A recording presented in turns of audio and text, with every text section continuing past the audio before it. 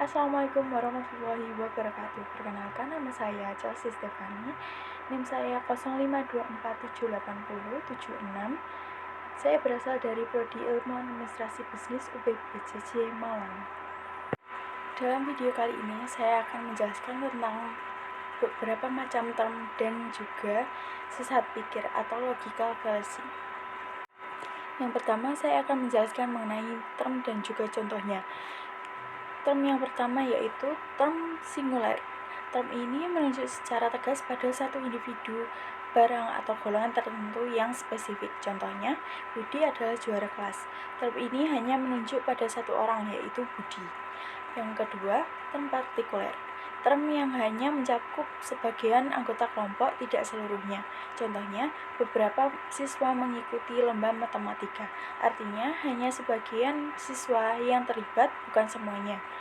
Yang ketiga, term universal. Term yang mencakup seluruh anggota kelompok tanpa terkecuali. Contohnya, semua manusia pasti akan mati. Artinya, pernyataan ini berlaku untuk setiap individu dalam kelompok manusia.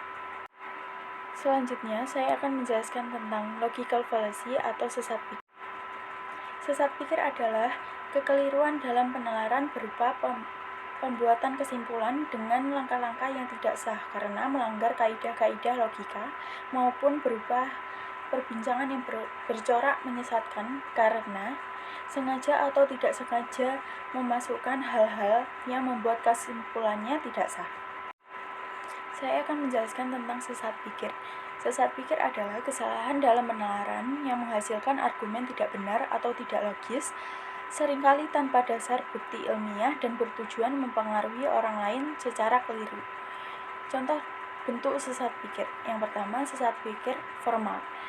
Sesat pikir formal adalah kekeliruan penalaran berdasarkan bentuk atau sering disebut sebagai sesat pikir menurut logika atau logical fallacies. Contoh dari sesat pikir formal adalah Panji biasanya pergi liburan ke pantai atau gunung. Kali ini dia liburan ke pantai, berarti dia tidak sedang pergi ke gunung. Kesimpulan ini karena mengabaikan kemungkinan lain.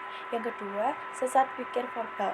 Sesat pikir verbal adalah kekeliruan penalaran berdasarkan kata-kata, yakni bertalian dengan penggunaan yang salah satu kemaknagandaan dari sesuatu kata dan dikenal juga sebagai sesat pikir arti kata semantic fallacies. Contoh dari sesat pikir verbal yaitu kata kambing hitam yang bisa berarti hewan atau orang yang disalahkan sehingga menimbulkan kekeliruan makna dalam argumen. Yang ketiga, sesat pikir material. Sesat pikir material adalah kekeliruan penalaran berdasarkan isi, yaitu menyangkut kenyataan-kenyataan yang sengaja atau tidak sengaja disesatkan. Contohnya, banyak orang yang berpengampilan tertutup dan Islami adalah teroris, maka semua orang Islami yang tertutup adalah teroris. Ini adalah generasi yang salah. Selanjutnya, saya akan menjelaskan cara menghindari sesat pikir.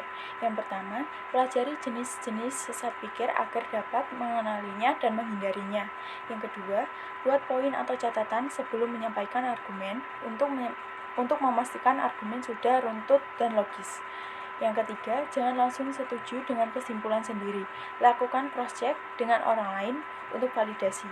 Yang ketiga, gunakan rujukan yang relevan dan terbukti kebenarannya saat membuat klaim atau argumen. Dengan memahami jenis-jenis term dan sesat pikir serta cara menghindarinya, kita dapat membuat argumen yang lebih logis dan efektif dalam komunikasi sehari-hari maupun dalam konteks akademik dan profesional. Sekian dari saya. Wassalamualaikum warahmatullahi wabarakatuh.